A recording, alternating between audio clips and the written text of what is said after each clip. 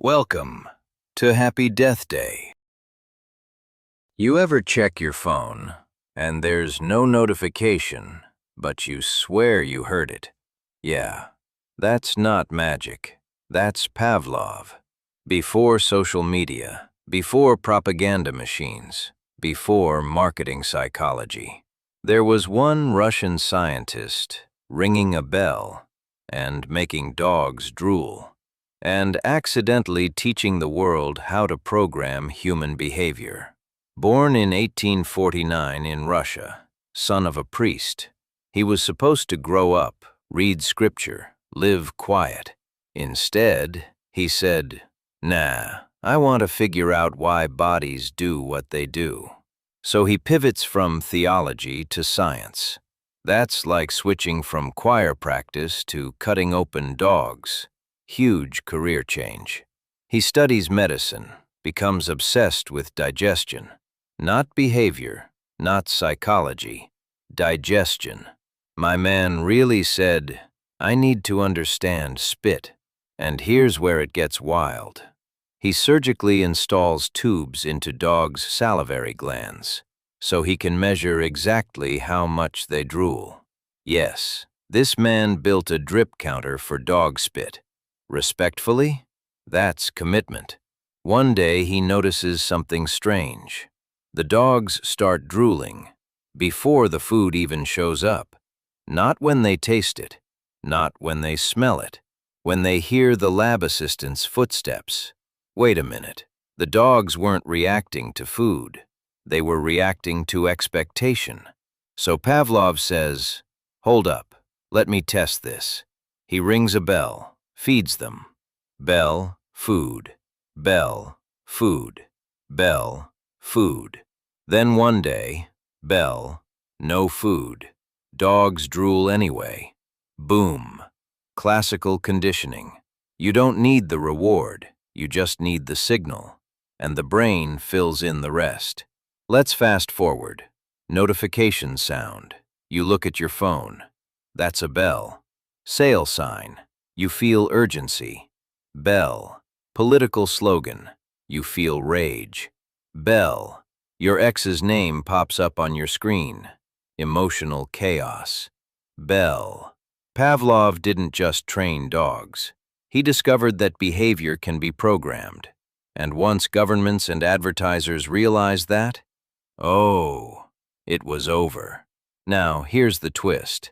He didn't even win the Nobel Prize for conditioning. He won it in 1904 for his research on digestion. My guy became world famous for spit science.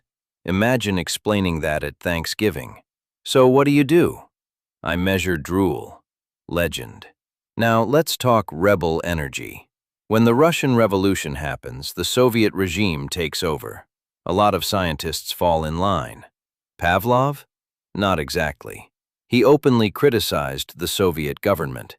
In Stalin's Russia. That's like tweeting against a dictator with your real name. Bold. The wild part? They kept funding his lab anyway, because even the regime knew. You don't silence the man who understands behavior. You fund him, because that knowledge is power. Dark. Let's be real though. Those dogs? They went through surgery, restraints, lab experiments. Not exactly wholesome content. Pavlov believed science required sacrifice, but modern audiences look back like, "Bro, you really did all that for saliva?" Science isn't always pretty. Progress has fingerprints on it. Sometimes literal paw prints. Dark humor aside, his work laid the foundation for modern psychology, therapy, addiction treatment, behavioral training, marketing, military interrogation techniques. Yeah, that escalated. February 27, 1936. Ivan Pavlov dies in Leningrad. Complications from pneumonia. Age 86. Here's the poetic irony. As he was dying, he reportedly asked his students to document the sensations of death. Even in his final moments, he was observing, studying, analyzing. Man said, "If I'm going out, take notes." That's scientist behavior to the end. Here's the uncomfortable truth. You think you're in control, but how much of what you do is learned association? Smells, sounds, logos, music, triggers. Conditioning runs deep, and it started with a bell, and a dog, and a man who just wanted to measure spit. You don't have to like him. You don't have to agree with his methods, but you cannot ignore the impact. Because every time your phone buzzes and your hand moves before your brain decides, you're hearing that bell. And somewhere in history, Pavlov is smiling. Say the word. We ring the bell. You think you're free.